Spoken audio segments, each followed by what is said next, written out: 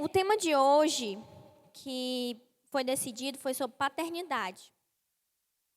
Eu acredito, talvez não aqui em Bacabal, mas em muitas outras cidades, esse é um tema que é muito falado e muito debatido. Eu, particularmente, já assisti muitas pregações, principalmente no YouTube, né? Assim, aqui mesmo em Bacabal, esse tema ele não é muito falado. Não sei por quê, mas em outros lugares, como São Paulo, outros estados, que eu já tive contato com algumas pessoas de outros estados, esse tema é um tema bastante falado. E eu acredito fielmente que a palavra paternidade, ela é um dos temas chaves que a Bíblia fala bastante. Primeiramente, eu gostaria de falar que a palavra pai, no Velho Testamento, acho que quase todo mundo já leu o Velho Testamento todo. A palavra pai no Velho Testamento quase não é falada, quase não é pronunciada. Mas tem uma razão. E a gente vai estar falando isso ao longo da palavra. Por quê?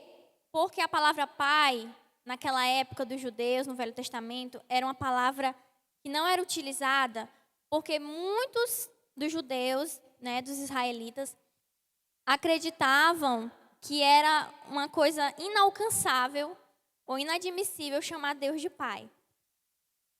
Só que no Novo Testamento, a palavra Pai aparece 272 vezes. E a gente vai ler alguns versículos que cita a palavra Pai, que o próprio Jesus falou e próprio Paulo. Eu não vou ler muitos, porque se eu fosse ler, a gente ia passar a noite toda falando. Mas eu queria que você abrisse a Bíblia. E eu queria que o pessoal do slide colocasse também os versículos. O primeiro versículo fica em Gálatas 4, verso 6.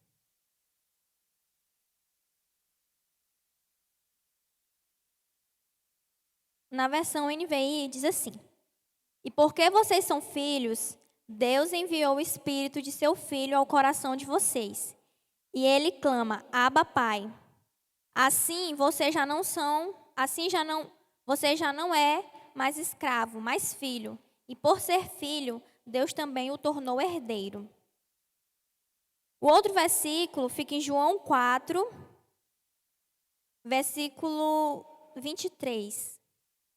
Diz assim: No entanto, está chegando a hora, e de fato já chegou, em que os verdadeiros adoradores adorarão o Pai em espírito e em verdade. São estes os adoradores que o Pai procura. Deus é espírito, e é necessário que os seus adoradores o adorem em espírito e em verdade. Outro versículo que fica também em João, é João 8. Jesus responde, né? Se glorifico a mim mesmo, a minha glória nada significa. Meu Pai, que vocês dizem ser o seu Deus, é quem me glorifica. Outro também, João. Só em João já tem bastante versículo falando sobre Pai. Fica em João 14. João 14, versículo 16. E eu pedirei ao Pai, e Ele dará a vocês outro conselheiro para estar com vocês para sempre. O Espírito da verdade. O mundo não pode recebê-lo, porque não vê nem o conhece. Mas vocês o conhecem, pois Ele vive com vocês e estará em vocês. Não os deixarei órfãos, voltarei para vocês. E Romanos 8, 19. A natureza criada aguarda com grande expectativa, ou em outras versões, ansiosamente, que os filhos de Deus sejam revelados. Só mais um. Mateus 6, 6. Mas quando você orar, vá para seu quarto, feche a porta e ore ao seu pai, que está em secreto. Então seu pai, que vem em secreto, o recompensará. Então a gente percebe, eu li só alguns versículos. No Novo Testamento aparece 272 vezes a palavra pai. Jesus fez questão de enfatizar a respeito de Deus como pai. O problema da nossa geração é que nós temos ainda dificuldade, até mesmo durante a oração, de chamar Deus de Pai. A gente fala, Tu és Senhor, não é errado, claro. Tu és Senhor, Tu és soberano, Tu és eterno. A gente cita várias qualidades, várias características de Deus e esquece de ver Deus como o nosso Pai também. Chamá-lo de Pai também significa intimidade. Naquela época, os judeus, antes de chamar... Naquela época, os judeus achavam algo inadmissível chamar Deus de Pai. Para eles era algo tão íntimo, tão próximo, que eles achavam que não era certo chamar Deus de Pai. Eles acreditavam que ninguém poderia chamar Deus dessa forma. A gente percebe até mesmo algumas referências, nós vamos ir adiante, em que eles falam de Jesus por Jesus chamar Deus de Pai. Eles criticam Jesus por Jesus estava fazendo algumas curas no sábado e por ele também chamar o próprio Deus de Pai. E Jesus é bem enfático em ensinar a nós chamarmos Deus de Pai, quando ele também chama Deus de Abba. E Abba significa uma forma muito íntima de chamar Deus de Pai. Abba significa papai.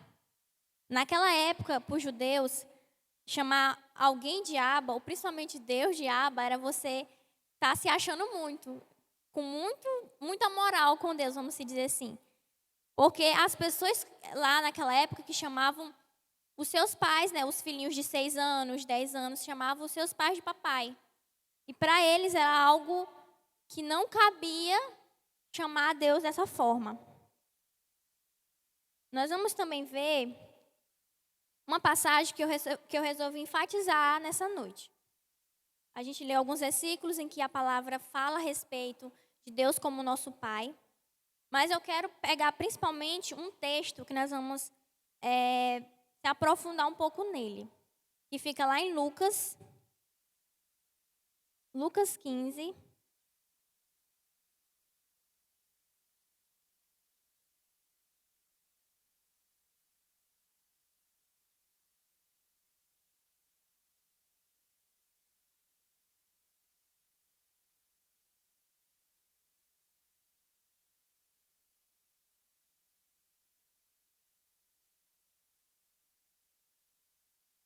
Lucas 15, versículo 11.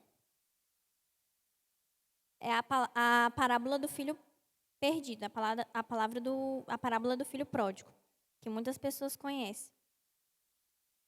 Versículo 11 diz: Jesus continuou: um homem tinha 2 filhos. O mais novo disse ao pai: Pai, quero a minha parte da herança. Assim ele repartiu sua propriedade entre eles. Não muito tempo depois, o filho mais novo reuniu tudo o que ele tinha e foi para uma região distante. E lá desperdiçou os seus bens vivendo irresponsavelmente. Depois de ter gasto tudo, houve uma grande fome em toda aquela região. E ele começou a passar necessidade. Por isso, foi empregar-se com um dos cidadãos daquela região, que o mandou para o seu campo, a fim de cuidar de porcos. Ele desejava encher o estômago com vagens de alfarrobeira, que os porcos comiam, mas ninguém lhe dava nada. Caindo em si, ele disse: Quantos empregados de meu pai têm comida de sobra, e eu aqui morrendo de fome? Eu me porei a caminho e voltarei para meu pai, e lhe direi: Pai, pequei contra o céu e contra ti. Não sou mais digno de ser chamado teu filho. Trata-me como um dos teus empregados. A seguir, levantou-se e foi para o seu pai. Estando ainda longe, seu pai o viu e, cheio de compaixão, correu para o seu filho e o abraçou e beijou. O filho lhe disse: Pai, pequei contra o céu e contra ti, não sou mais digno de ser chamado teu filho. Mas o pai disse aos seus servos: Depressa, tragam a melhor roupa e vistam nele. Coloquem um anel em seu dedo e calçados em seus pés. Tragam um novilho gordo e matem-no. Vamos fazer uma festa e alegrarmos-nos, pois este meu filho estava morto e voltou à vida. Estava perdido e foi achado. E começaram a festejar o seu regresso. Enquanto isso, o filho mais velho estava no campo, quando se aproximou da casa. Ouviu a música e a dança. Então chamou um dos servos e perguntou-lhe o que estava acontecendo. Este lhe respondeu: Seu irmão voltou e seu pai matou o novilho gordo, porque o recebeu de volta são e salvo. O filho mais velho encheu-se de ira e não quis entrar. Então seu pai saiu e insistiu com ele. Mas ele respondeu ao seu pai: Olha, todos esses anos tenho trabalhado como um escravo ao teu serviço e nunca desobedeci às tuas ordens. Mas tu nunca me deste nenhum cabrito para eu festejar com os meus amigos. Mas quando volta para casa este teu filho, que esbanjou os teus bens com as prostitutas, matas o novilho gordo para ele. Disse o pai: Meu filho, você está sempre comigo e tudo que eu tenho é seu. Mas nós tínhamos que celebrar a volta deste seu irmão e alegrarmos-nos, porque ele estava morto e voltou à vida, estava perdido e foi achado. Eu relutei e perguntei: Senhor, por que esse texto? Foi esse texto que Deus colocou no meu coração para me falar justamente sobre esse tema paternidade. Logo, esse tema, que a gente vai estar falando um pouco, está totalmente atrelado à palavra identidade, que é o tema geral do mês. E o que me chama mais atenção é nessa parábola, que o próprio Jesus fala, né, nela, e não só ela, mas tem outras parábolas que têm praticamente a ver com o tema do jovem pródigo, né, do filho pródigo, que é a respeito de algo que foi perdido, de algo que saiu do eixo, de algo que saiu de onde deveria estar. Ele fala da parábola da ovelha perdida, da dracma perdida e do filho perdido. Naquela época, as pessoas costumavam falar através de parábolas, porque era mais eficaz para que as pessoas conseguissem absorver. Então, a gente tem que perceber e tentar entender o que Deus está querendo falar, o que Jesus estava querendo passar para aquelas pessoas que estavam ouvindo ele. O que ele queria, qual a mensagem que ele queria passar? A gente lê, né, todas essas parábolas e a gente consegue ter uma visão geral. Qual a visão geral? Que mesmo que você se desvie, que você saia dos caminhos do Senhor, Deus está pronto para te receber de volta, Deus está pronto para perdoar os seus pecados, se assim você se arrepender. Se a gente for olhar o tema geral dessas 3 parábolas, é mais ou menos isso. Mas eu queria enfatizar, principalmente, os 3 personagens dessa passagem. O pai, o filho mais novo e o filho mais velho. O filho mais velho, no caso, era o primogênito. Só que tem algo muito interessante que eu acho nessa parábola, que é a forma como o filho mais velho vê o pai. E também a forma como ele se vê. Por quê? Na perspectiva do filho mais velho, eu acredito que todo mundo sabe que até mesmo a Bíblia relata que o primeiro filho, ele tinha muitos direitos, né? Porque ele era o primogênito. Era como se fosse, não é um troféu para o pai, né? Para a família. Mas ele tinha muitos direitos. Mas esse filho mais velho, ele se via como um escravo. Ele não se via como um filho que que poderia participar e poderia, se ele quisesse, falar com o pai dele: pai, eu quero um novilho, eu quero matar um novilho. Ele poderia fazer. Mas ele se via numa condição totalmente diferente daquilo que de fato ele era. E por que Jesus resolveu colocar esse personagem nessa história? Porque ele poderia muito bem colocar só o pai e o filho perdido, né? Que o pai ia aceitar o filho, que o pai estava esperando o filho. Mas Deus e Jesus fez questão de colocar esse personagem para trazer uma lição para aquelas pessoas que estavam ali. Essas pessoas representavam os fariseus. Essas pessoas representavam os fariseus, que achavam que fazendo obras, que achavam que se escravizando para fazer para cumprir a lei na risca. Na verdade, eles nem cumpriam a risca, mas eles achavam que eles cumpriam. Eles teriam acesso às coisas de Deus, ou eles seriam salvos.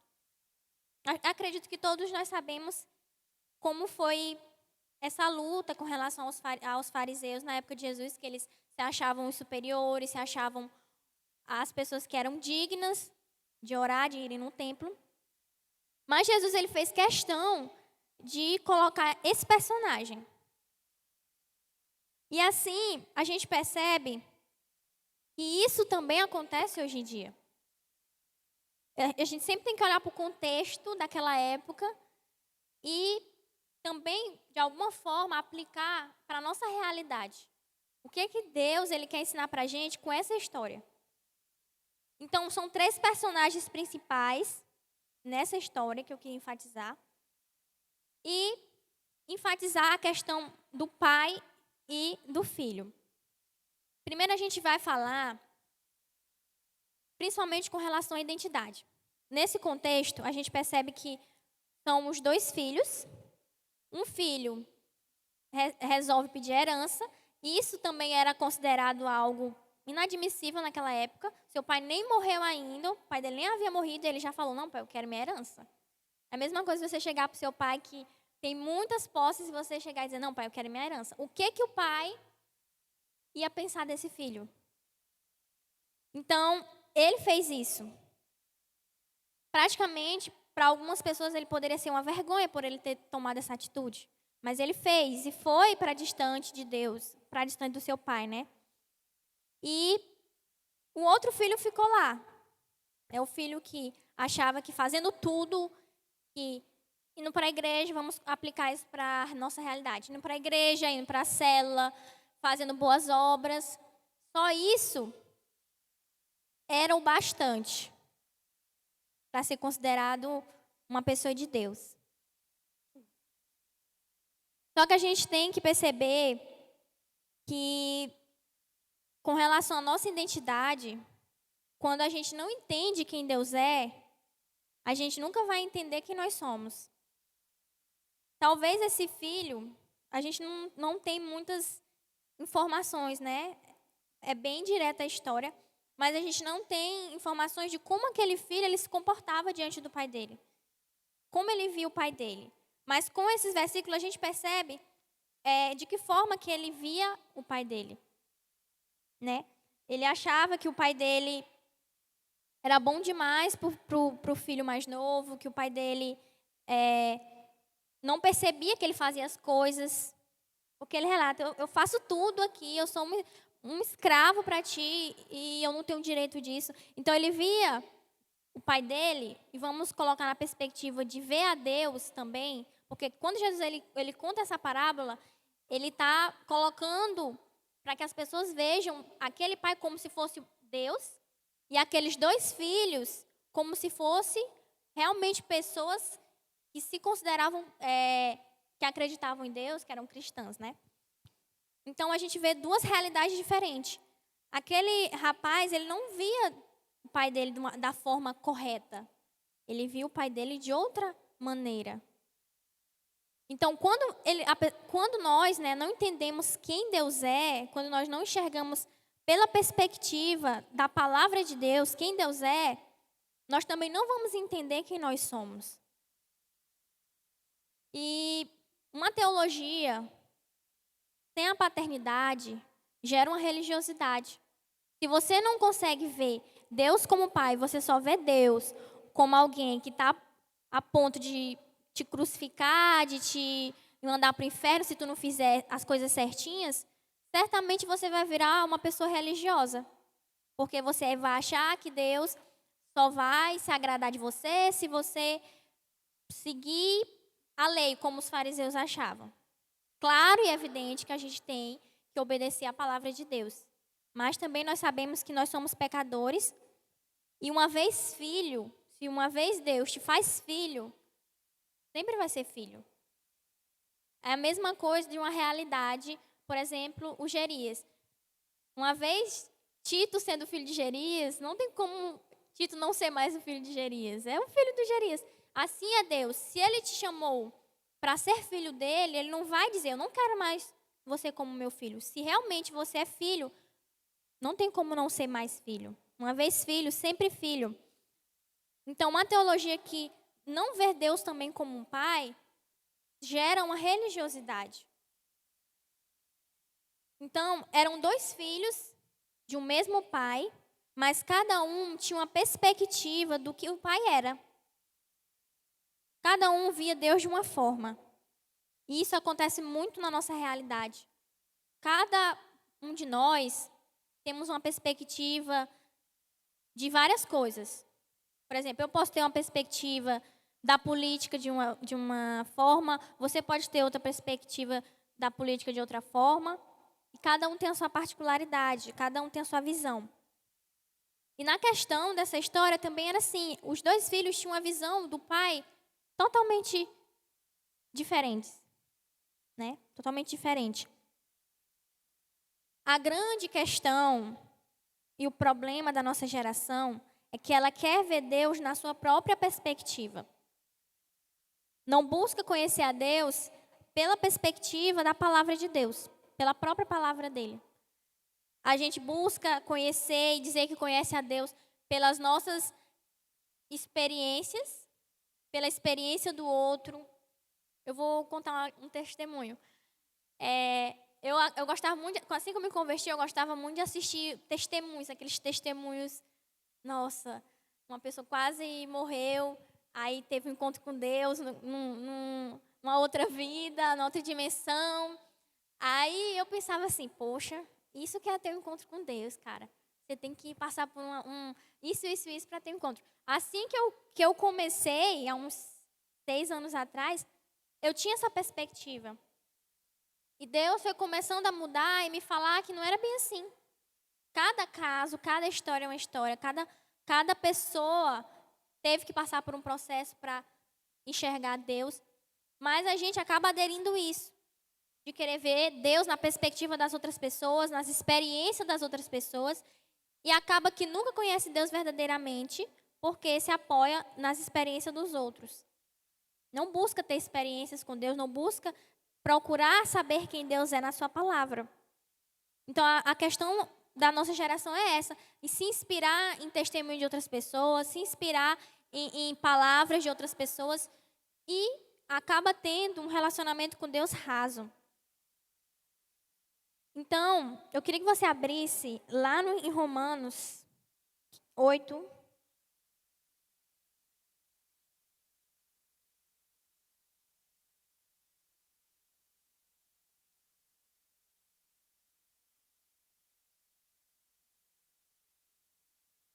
Certo. Então, muitas das pessoas, né, na verdade, elas veem Deus na perspectiva de outras pessoas, de outras experiências, de outras pessoas em Cristo. Então, só recapitulando, rapidão, o filho mais velho, ele abraçou essa identidade de escravo. Ele abraçou essa identidade de escravo, mesmo sendo filho, mesmo tendo uma herança, mesmo podendo pegar um novilho, como ele mesmo reclamou, que ele nunca tinha pegado um novilho, que ele nunca tinha feito um churrasco, né? E reclamou diante de Deus. Então, o filho mais velho abraçou essa identidade de escravo e não de filho. Lá em Romanos 8,15, fala assim. Eu vou só voltar para o versículo 14. Diz assim: porque todos os que são guiados pelo Espírito de Deus são filhos de Deus.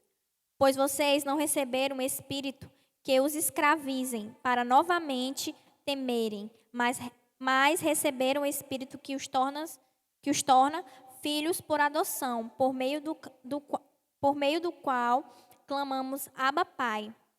O próprio Espírito testemunha ao nosso espírito que somos filhos de Deus. Então, esse versículo é bem enfático, que Paulo, ele quis mesmo enfatizar para aquelas pessoas que Deus nos torna filhos dele. E assim que a gente se torna filho, nós não somos mais escravos. Nós não somos mais escravos do medo, nós não somos mais escravos dos nossos pecados, nós não somos mais escravos de várias outras coisas.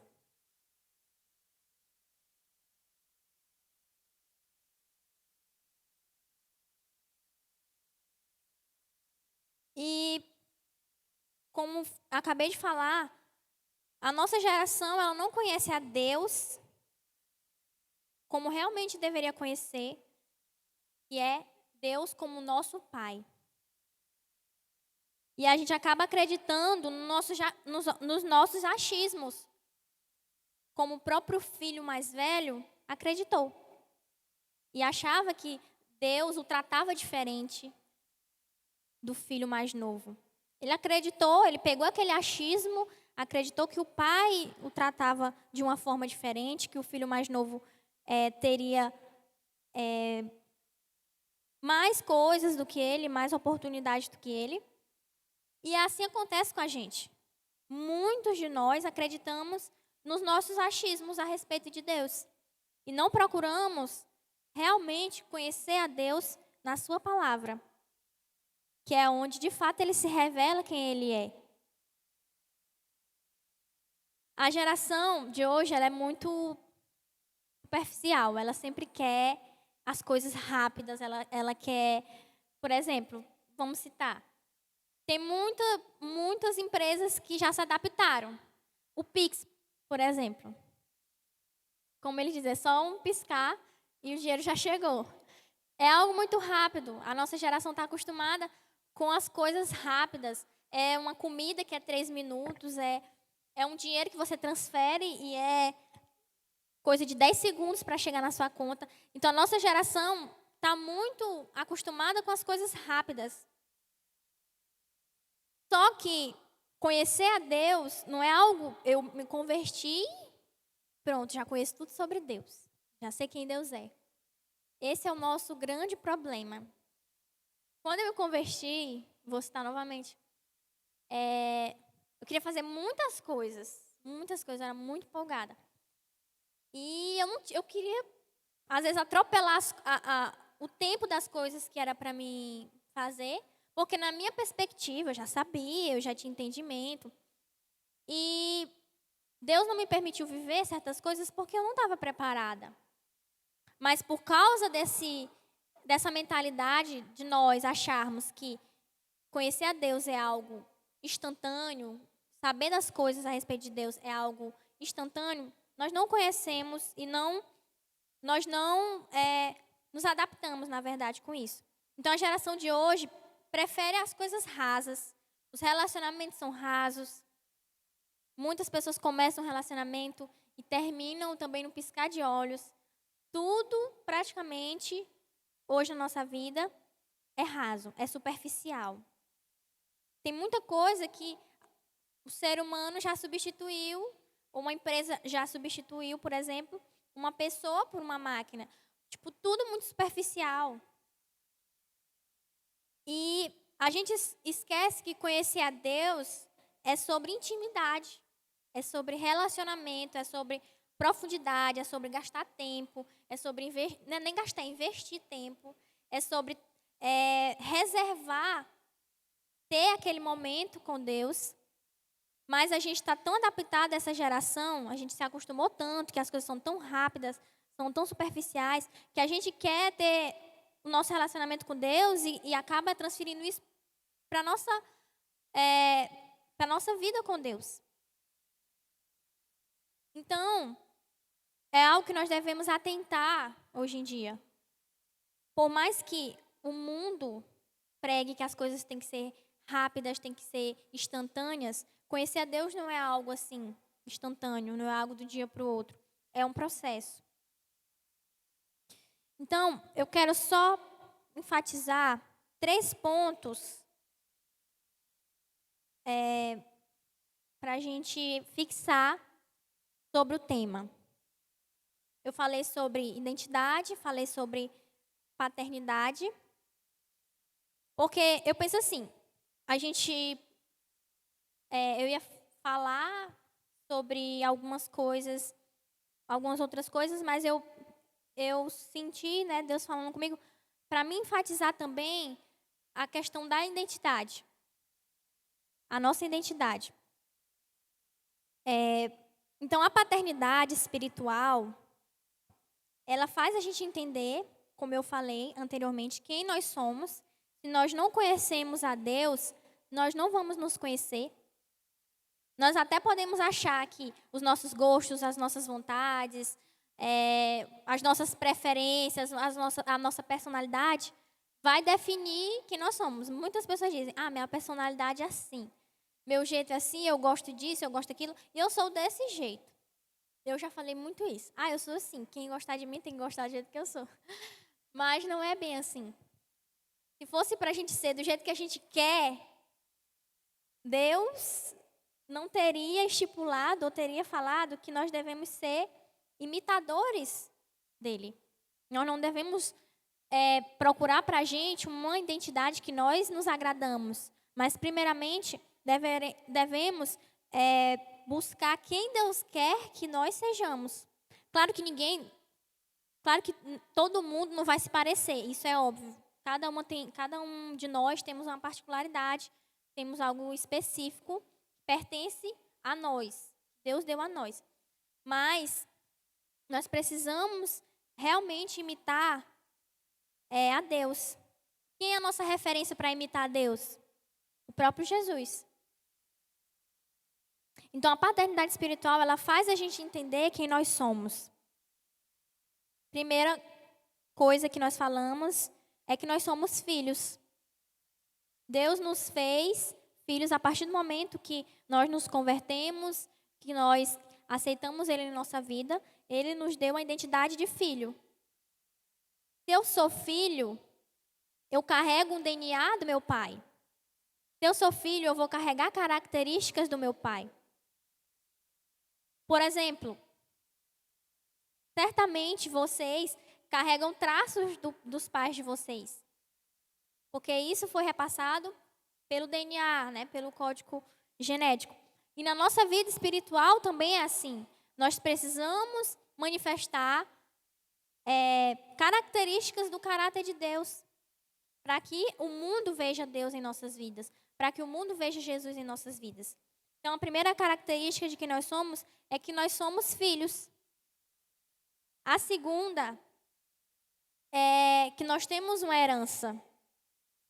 Nós temos uma herança. Deus prometeu algo a nós. Primeiro, a vida eterna. Nos prometeu paz. Nos prometeu N coisas. Se eu fosse citar, a gente não conseguiria terminar. Então, Deus nos fez filho, a paternidade espiritual que Ele exerce sobre a nossa vida, nos fez filhos e nos deu uma herança.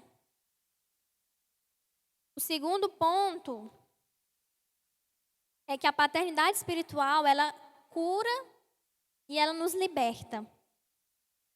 Mas cura e nos liberta de quê? Nos liberta dos nossos pecados. Porque nós entendemos que se nós somos filhos de um Deus que é santo, nós não queremos pecar. Nós não queremos fazer algo que não condiz com o caráter de Deus. E sempre se espelhando no Pai. Sempre olhando para quem é o nosso Pai. Eu acho que talvez a grande pergunta da gente não deveria ser quem é o nosso Pai, mas de quem eu sou filho? De quem eu sou filho? Talvez a gente carregue muitas características dos nossos pais aqui terrenos. Eu tenho muitas características da minha mãe e do meu pai. É uma mistura, assim, bem misturada.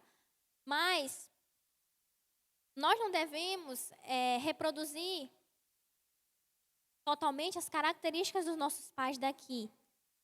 Mas, em especial, quando nós aceitamos a Deus em nossas vidas, nós devemos reproduzir as características do nosso próprio Pai espiritual, que é Deus. Então, Ele nos liberta dos nossos pecados, liberta das nossas questões pessoais, nossos dilemas. Ele nos cura das nossas feridas. Porque quando nós entendemos de quem nós somos filhos, nós sabemos que nós temos acesso a pedir, como o próprio Jesus fala, pede a Deus e Ele vos dará. Orar a Deus e Ele vai te dar. Por exemplo, se você precisa de uma cura, você tem livre acesso para orar a Deus e pedir que Ele te cure, mesmo que ele não cure, mas você tem acesso a isso.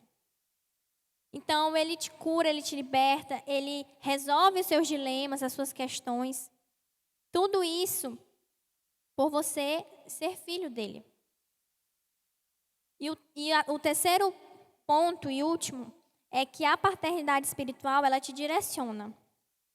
Ela realmente te leva a viver o propósito que Deus quer para a tua vida.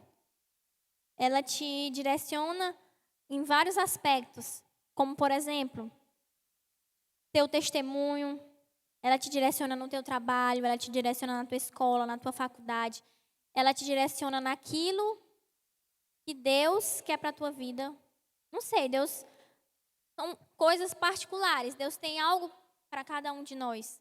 Mas nós sabemos que, em geral, todos nós temos o propósito de adorar Ele, de servir a Ele, de pregar o Evangelho, de fazer discípulos. Esse é o propósito que é para todos. Não é só para alguns, é para todos. Então, a paternidade espiritual de Deus, ela não vai nos direcionar. Então, se nós sabemos quem Deus é, certamente nós vamos saber quem nós somos. Mas como eu bem falei, nós muitas vezes nos vemos como esse filho pródigo, como escravos, como se a qualquer momento que eu deslizar, Deus simplesmente vai dizer, eu não te quero como filho, eu não sou mais teu pai. Só que não é bem assim. A própria parábola mostra o filho que também errou, se arrependeu, voltou, e Deus o perdoou, no caso o pai, mas olhando pelo lado espiritual, Deus o perdoou e o aceitou. E é isso que Jesus estava querendo demonstrar para aquelas pessoas. Que Deus é nosso Pai. Que além de Deus ser Senhor, soberano, além de Deus, no juízo final, sim, mandar pessoas para o inferno, vai acontecer isso, mas não veja Deus só dessa forma, como se fosse um velho, carrancudo, durão, que quer mandar a todo custo alguém para o inferno e que essa pessoa viva distante dele. Então, tudo isso é questão de como nós vemos ele. Quando nós sabemos quem ele é, nós vamos também saber quem de fato nós somos. É por isso que muitas pessoas vivem hoje, vivem uma vida de uma forma que não sente valor em si mesmo, não vê valor em si, acha que não sabe nem por que está aqui. Ou então tem aquele senso de tristeza, de não saber que Deus o ama. Como muitas pessoas já, infelizmente, já se mataram, já se sentiram sufocados pelas coisas do mundo. Porque talvez não entendeu, eu não posso dizer que seja algo para todos, mas eu digo talvez, porque eu não posso afirmar uma coisa que eu não tenho total consciência.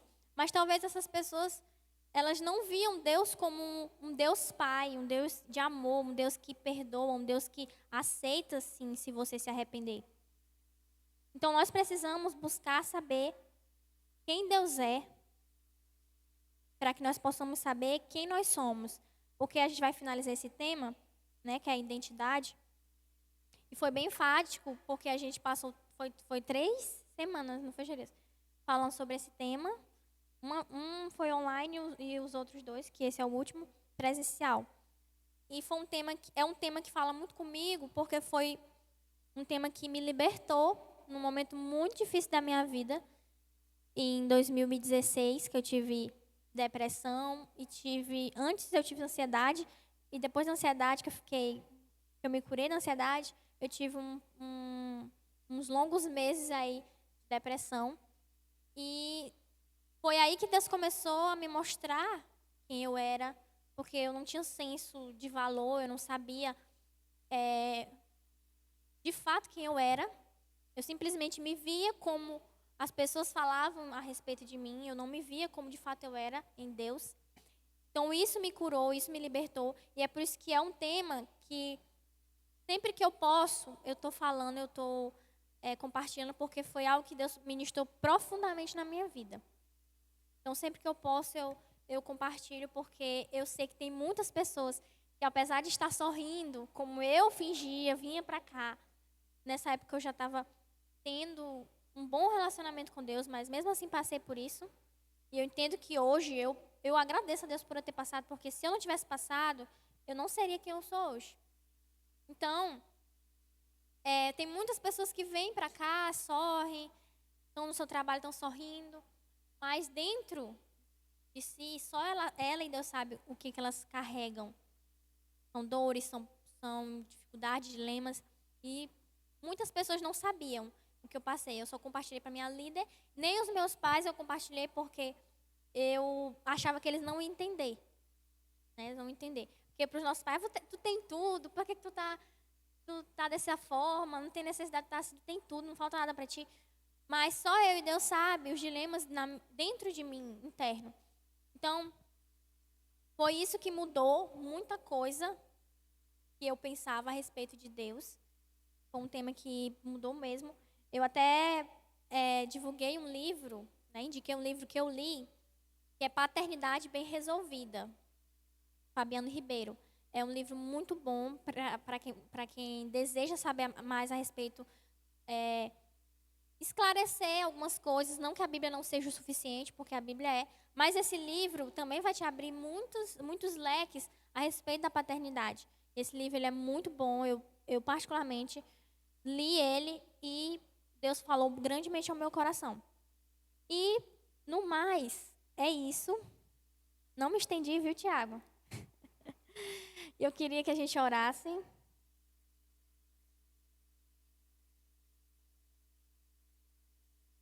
Para a gente finalizar esse momento. O Gerias também vai dar um recado. Nós vamos estar programando uma social. E aí, no final, depois da oração, ele vai falar. Então, foi um tema muito interessante. Eu acredito que quem não veio nos outros perdeu, mas eu espero que tenha assistido. Foi um tema que, de fato, é necessário ser falado na igreja.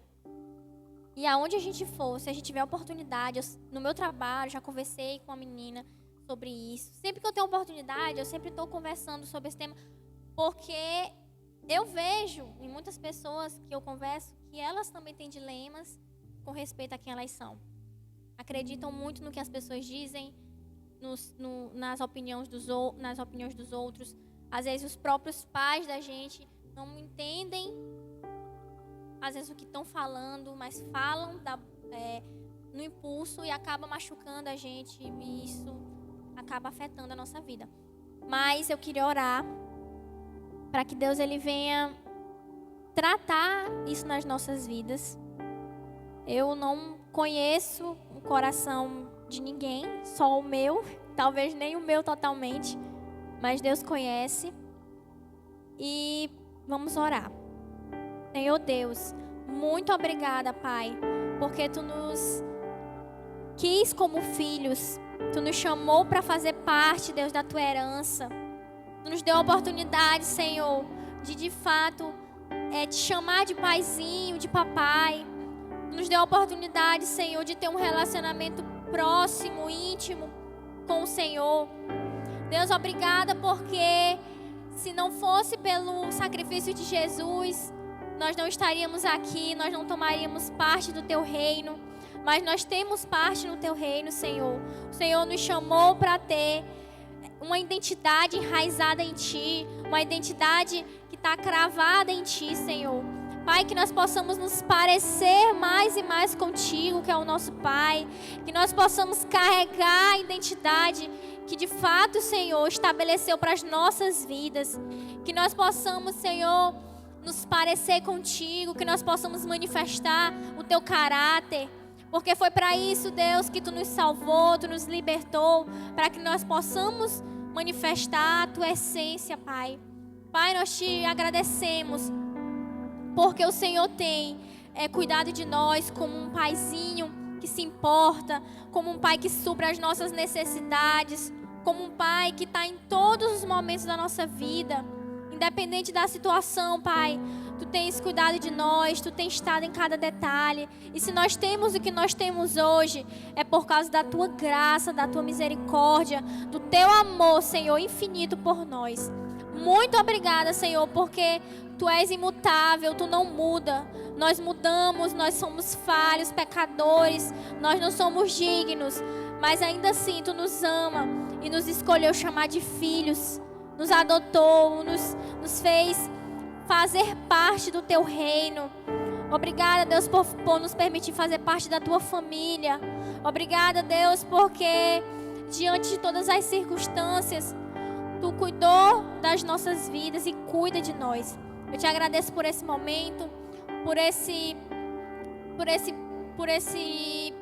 essa noite. Eu te agradeço por esse tema. Eu te agradeço, Deus, porque o Senhor tem ministrado aos nossos corações. Muito obrigada, Deus, por tudo. É isso que eu oro, em nome de Jesus. Amém.